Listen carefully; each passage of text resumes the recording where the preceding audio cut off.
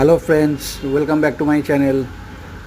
আজকে হনুমান জয়ন্তীর অনেক অনেক অনেক শুভেচ্ছা তোমাদের সবাইকে জানাচ্ছি আমার তরফ থেকে।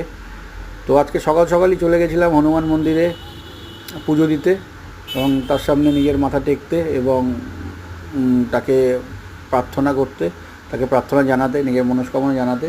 সো তার জন্য এই ভিডিওটা করা, এই ছোট্ট ভিডিওটা তাদের জন্য করা যারা, যেসব বন্ধুরা আমার এই ভিডিওটা দেখছো এবং যেসব বন্ধুরা আজকে মন চেয়েও তোমরা তোমাদের নিজের পার্সোনাল কিছু কারণ বশত তোমরা হয়তো চেয়েও যেতে পারোনি ভগবানের কাছে বা হনুমান মন্দিরের কাছে গিয়ে তোমাদের মনের ইচ্ছা বা মনে প্রার্থনা জানাতে পারোনি, তাদেরকে হনুমানজিকে পুজো করতে পারোনি।